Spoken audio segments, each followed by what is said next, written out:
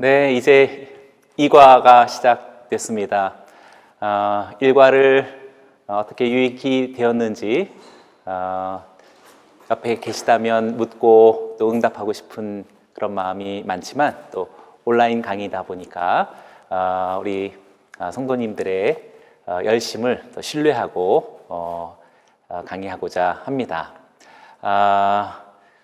말씀을 좀 드리고 싶은 것은 오늘 이 교재대로 우리가 강의를 하는데요. 그래서 가능하다면 교재를 중심으로 또 교재에 충실하게 진행하고자 합니다.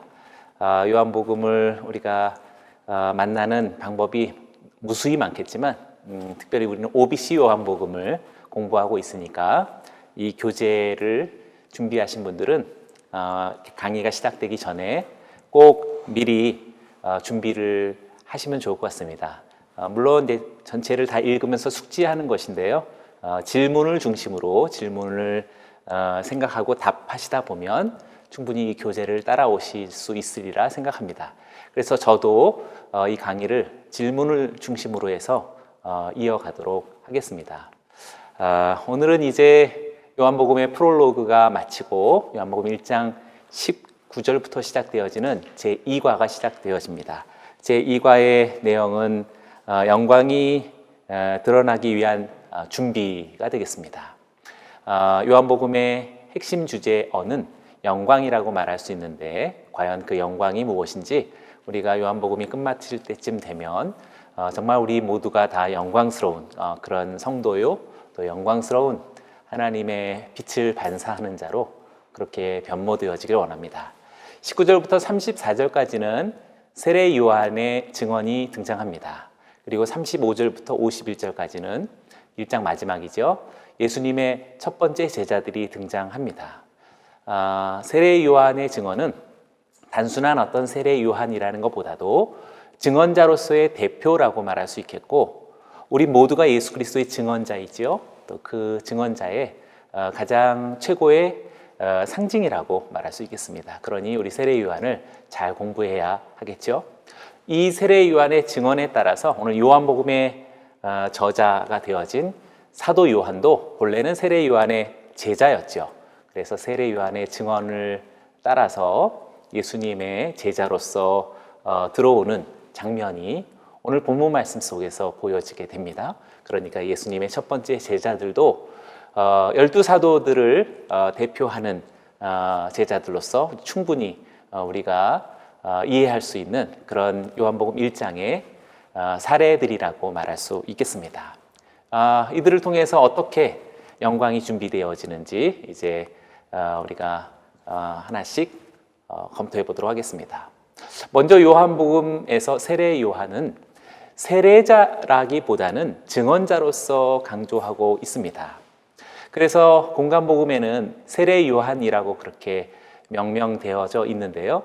요한복음에서는 세례 요한이라는 말에 세례가 없습니다. 그냥 요한이라고만 일컫고 있지요. 물론 누가복음에서도 요한이라고 일컫고 있지만 전반적인 내용 속에서 그가 세례자이다라는 사실이 아주 뚜렷하게 등장하는데 요한복음 속에서의 세례 요한은 요한이라는 명칭으로만 언급되어질 뿐만 아니라 그가 세례를 베푸는 자라고 하는 것에 대해서 크게 관심을 두고 있지 않습니다.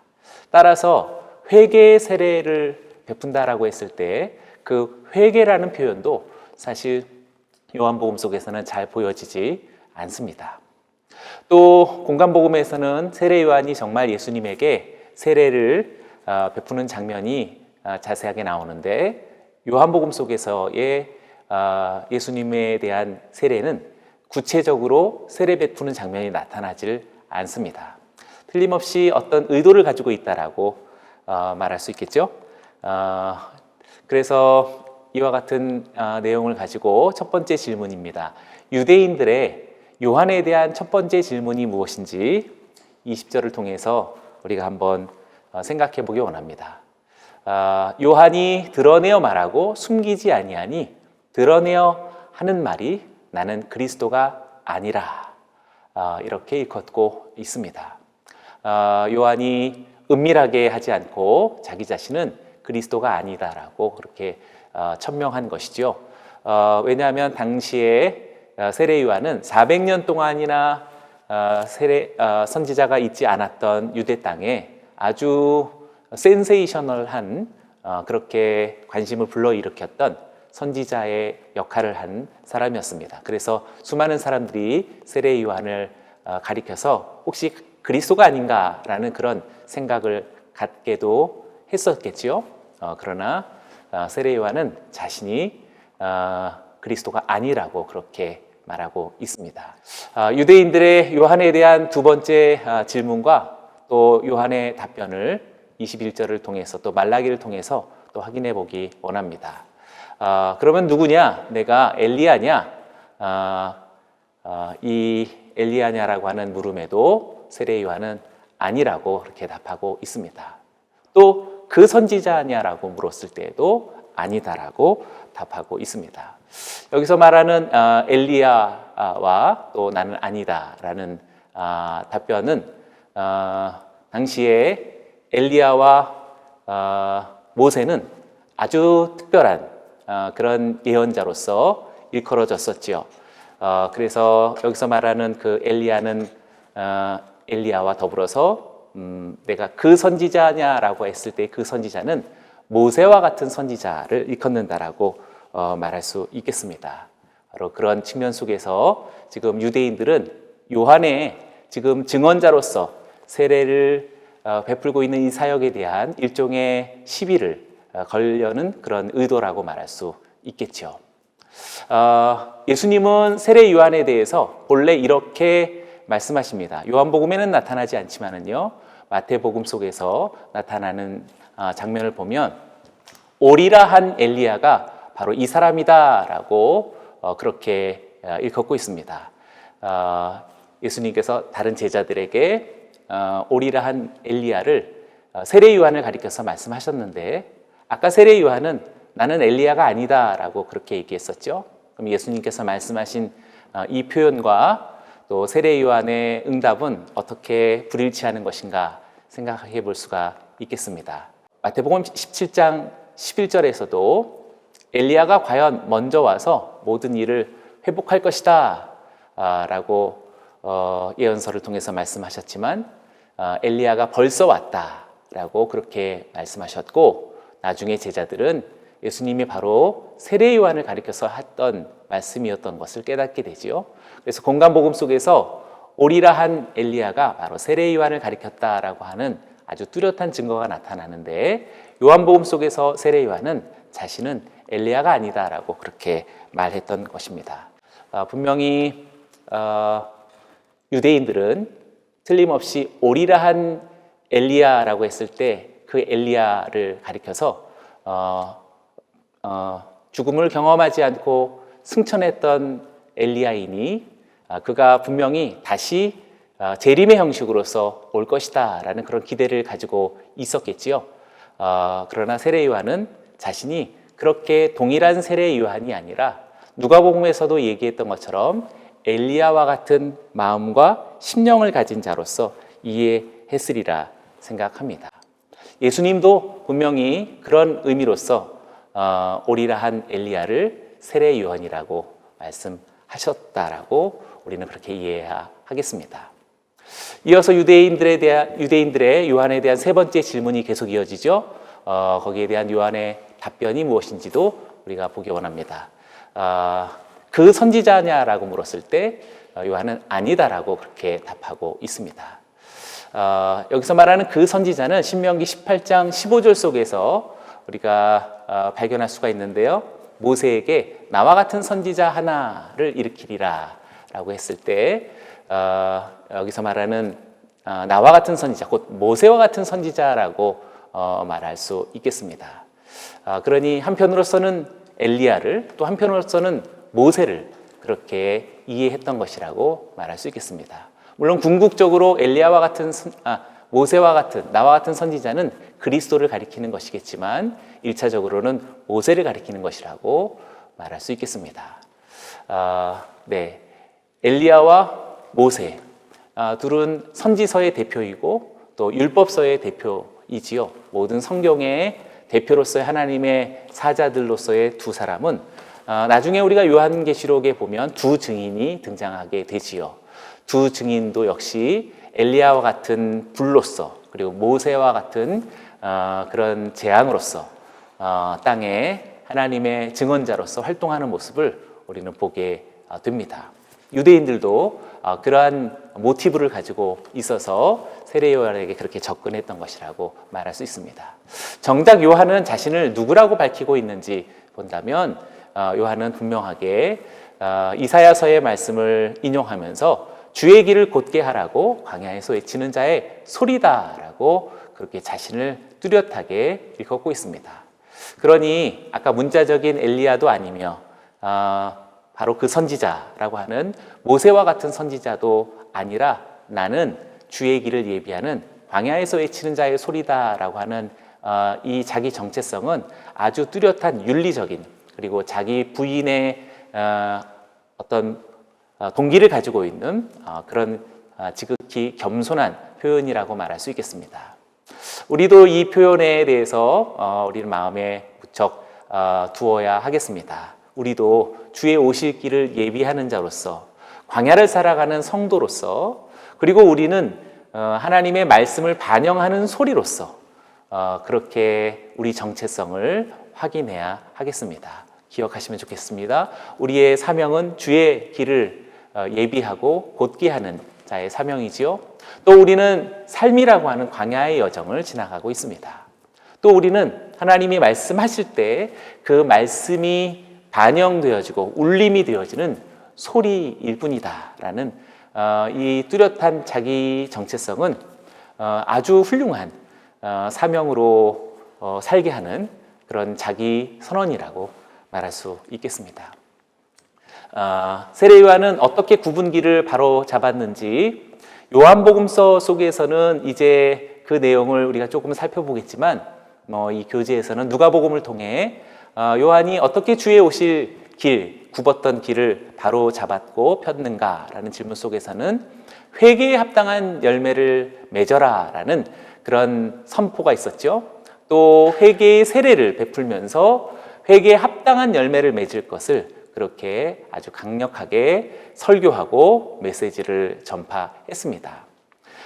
그러나 앞서 얘기한 것처럼 우리 요한복음서 속에서의 세례 요한의 의미는 회개라고 하는 단어를 사용하지 않았듯이 지금 이렇게 회개에 합당한 열매를 맺어라 라고 하는 것처럼 많은 설교 사역과 회개의 세례를 베푸는 세례의 사역에 대해서 크게 집중하고 있지는 않다라고 말할 수 있겠습니다. 그래서 요한복음은 세례 요한을 세례자이기보다 증언자로서 강조하고 있는 주된 초점을 발견하게 되죠. 때문에 요한복음에서 말하고 있는 이 증언하다라는 말은 굉장히 중요한 의미를 가지고 있다라고 할 수 있겠습니다. 요한복음 처음부터 끝까지 증언하는 자의 위대함과 능력을 우리는 발견하게 되죠. 그렇다면 이 요한은 예수님을 어떻게 증언하고 있는지 한번 요한복음의 의미를 우리가 조금씩 살펴보았으면 좋겠습니다. 7번째 질문 속에서 세례 요한의 예수님에 대한 첫 번째 증언이 무엇인지 29절 속에서 말하고 있습니다. 29절은 말하죠. 보라, 세상 죄를 지고 가는 하나님의 어린 양이로다 라는 그런 위대한 그 증언을 하게 되죠. 공관복음서 속에서는 들려오지 않았던 요한복음서 속에서 발견할 수 있는 세례 요한의 예수님에 대한 첫 번째 증언입니다. 그래서 세상 죄를 지고 가는 하나님의 어린 양이다 라고 하는 이 진술 또 이 고백은 우리 모든 교회와 신자들에게 얼마나 오랫동안 또 얼마나 깊이 자리 잡고 있는 그런 신앙적인 도전이고 또 울림인지 우리 충분히 공감할 수 있으리라 생각합니다.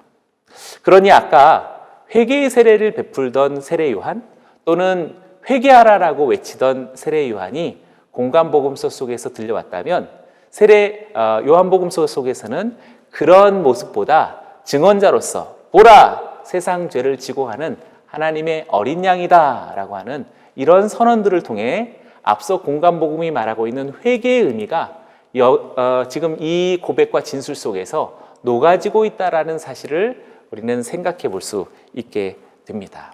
앞으로 이런 유형의 요한복음의 메시지의 강력함이 아마도 계속 우리 공부하는 우리 성도님들에게 찾아오지 않을까 생각합니다.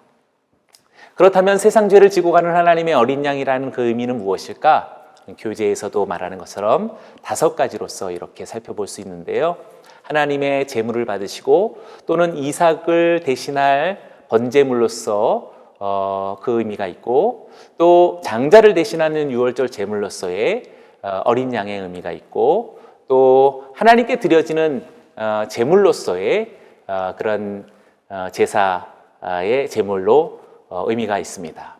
또 이사야서 53장에서는 메시아의 대속의 죽음을 의미하는 우리의 죄를 대속하시는 희생제물로서 의미를 담고 있는 것이죠. 이렇게 짧은 하나의 진술 속에 엄청난 구약의 메시아의 희생제물 되어지신 내용들이 응축되어 있다라고 말할 수 있겠죠. 그래서 아마도 오랜 세대 동안 우리 모든 교회와 신자들에게 세상 죄를 지고 가는 하나님의 어린 양이라고 하는 이 진술이 아주 강력하게 그렇게 이끌어오지 않았나 싶습니다.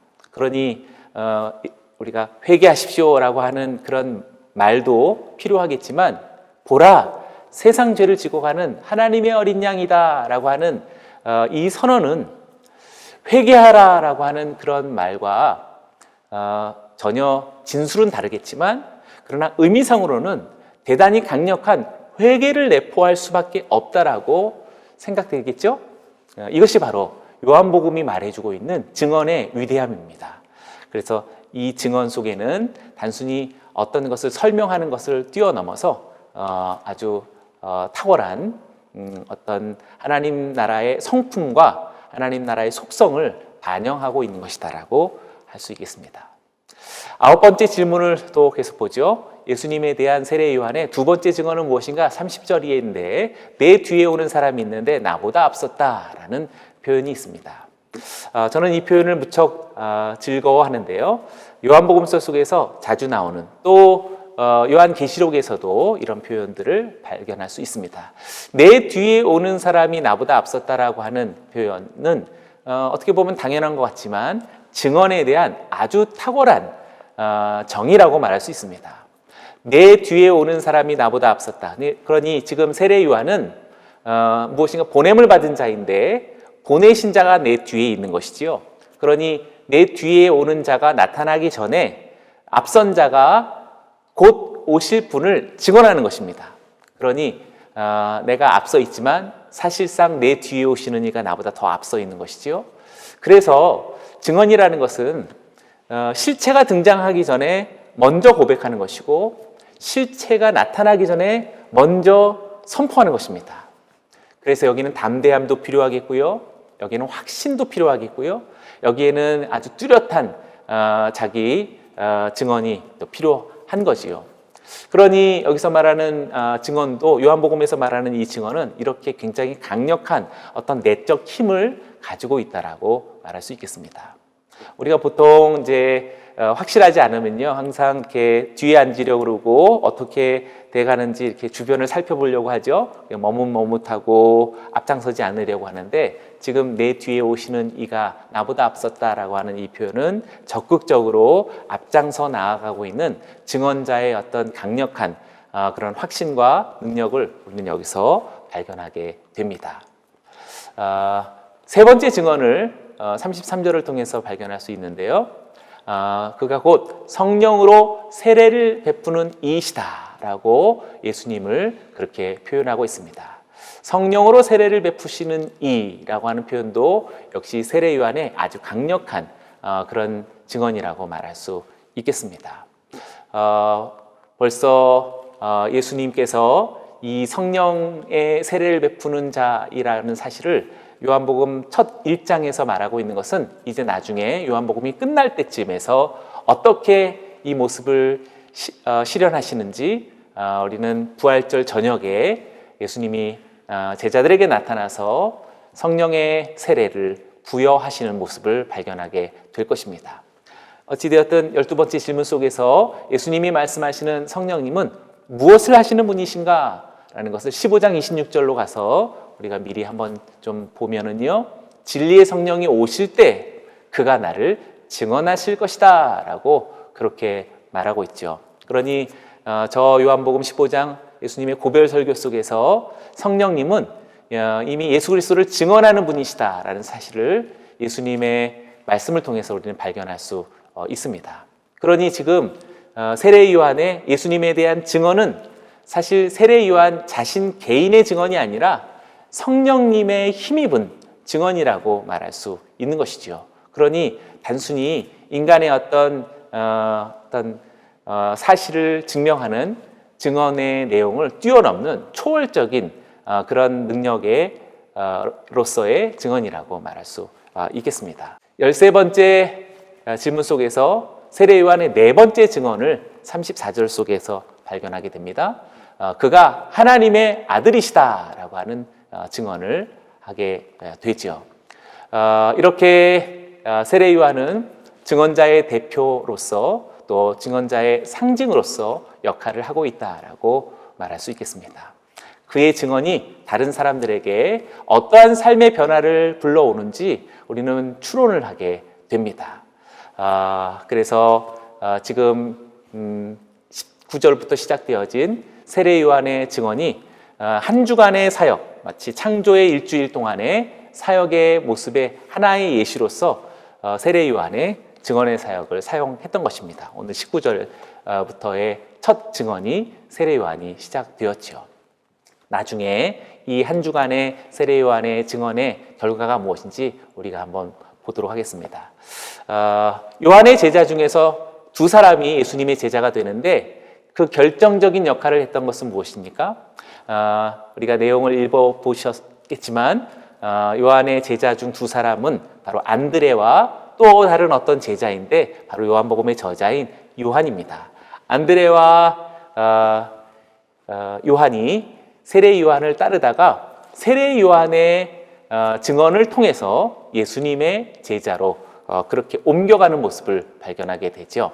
바로 1장 36절에서 37절 속에 보라 하나님의 어린 양이로다 하니 두 제자가 그의 말을 듣고 예수를 따랐다라고 말하고 있죠. 그러니 지금 세례 요한의 증언은 단순히 두 제자를 예수님께 전도했다라는 측면을 뛰어넘어서 얼마나 탁월하고 위대한 하나님의 또 다른 형상의 그리스도의 제자를 잉태해내는지를 보게 되는 것이죠. 그래서 지금 세례 요한의 증언이 위대한 어떤 그 의미들을 발견하게 됩니다. 두 제자들은 예수님을 처음에 어떻게 불렀습니까? 그 변화의 과정이 두 제자가 예수님을 인식해가는 과정의 변화로 발견할 수가 있습니다. 처음에는 라비어라고 그렇게 부르죠. 선생님이라는 그런 질문이 그런 호칭이 되겠습니다. 그런데 이 두 제자가 예수님을 라비어라고 부르면서 찾아가서 예수님의 거하시는 곳을 묻게 되지요. 예수님이 거하시는 곳을 물었다라는 것은 어디 계시옵니까? 라고 묻는 것은 예수님이 거하시는 곳이 어디입니까? 라고 예수님의 거주지를 물었던 것입니다. 그래서 두 제자가 예수님의 거처에서 아마 시간을 보내게 되지요. 결국 그 시간을 보낸 이후에 두 제자는 예수님을 41절에 이렇게 말하고 있는데요.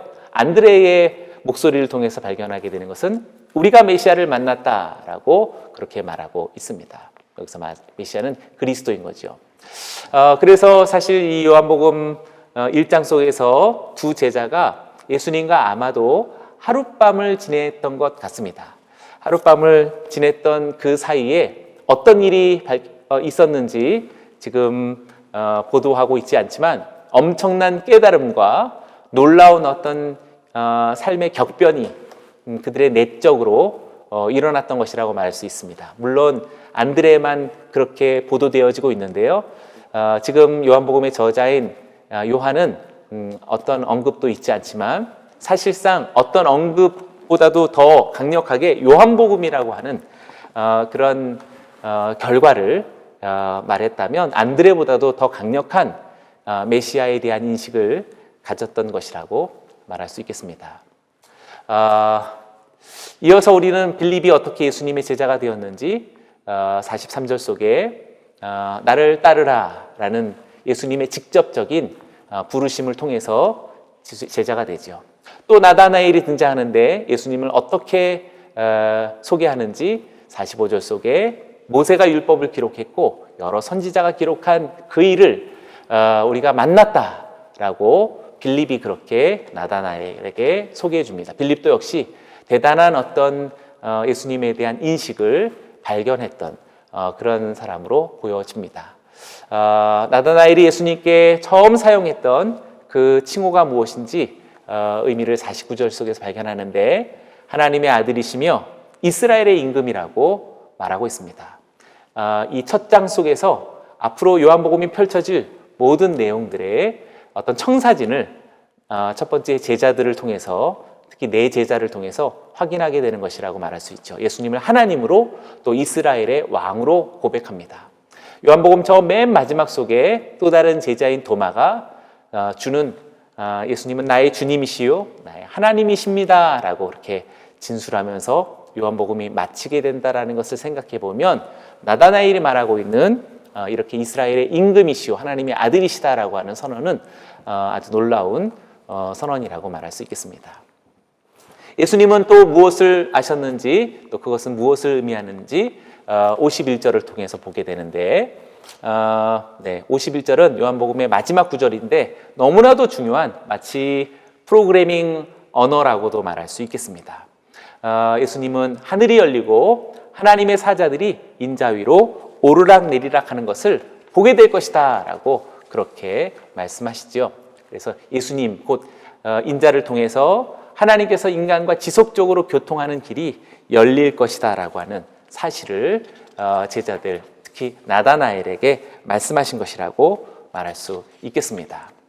본래 지금 이 51절의 말씀은요 창세기에서 베델에서 돌을 베고 자던 야곱에게 꿈에서 사닥다리가 하늘로부터 내려와서 하나님의 천사들이 야곱을 보기 위해서 오르락내리락 했던 장면을 지금 예수님께서 자신에게 그것을 이어서 말씀하신 것이라고 할 수 있겠지요.